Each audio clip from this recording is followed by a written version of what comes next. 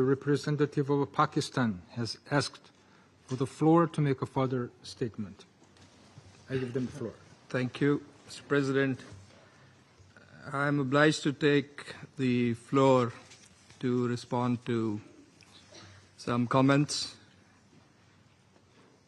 The representative of Israel perhaps did not listen attentively to all council members and other speakers in today's debate. And in our view, it is unacceptable, indeed ludicrous, for an aggressor, an occupier, a serial violator of UN Charter and international law, that is Israel, to abuse this chamber and disrespect the sanctity of this council. And this is not the first time. And by pointing fingers on others, baseless assertions primarily aimed at masking its own illegal actions and violations of international law. President, but that's not at all surprising.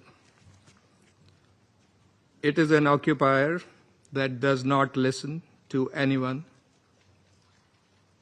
that does not pay heed to any advice, even from its friends, if there are any left, that refutes, and not just refutes, it threatens members of the international community, international media, international human rights and humanitarian organizations, doesn't listen to the ICJ or the ICC,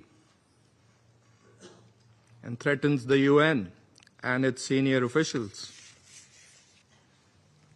And it does that with impunity, shielded by its apologists who time and again acquiesce in its illegal actions and defiance of the international community. And like all occupiers, despite being the aggressor, it feigns and plays the victim. But today it is totally exposed. President, this Council has spent decades discussing the situation in the Middle East and the Palestinian question. Meeting after meeting, we devote hours to this agenda. It is not because of anyone else. It is because of Israel that refuses to vacate its illegal occupation,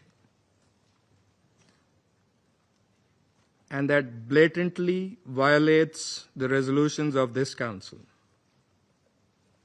It's because of that we have these discussions.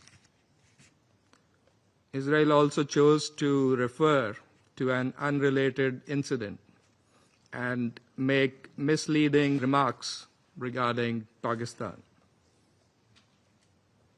in an effort to justify its own illegal actions and violations of international law.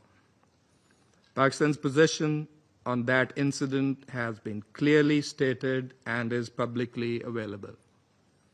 The international community is well aware of Pakistan's frontline role and sacrifices in the international community's fight against terrorism. The entire world, including our partners, acknowledge that Al-Qaeda was largely decimated due to Pakistan's counterterrorism efforts. And we remain committed in this global, collective endeavor. We cannot accept insinuations from an irresponsible rogue state that is, in fact, the perpetrator of worst kind of state terrorism that we are witnessing in Gaza and, in fact, in the occupied Palestinian territories for decades.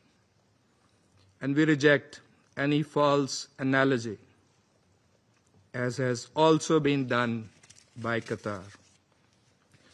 For whatever way it interprets the statements in this council, the occupying power must go back and read carefully the statement issued by the Security Council today.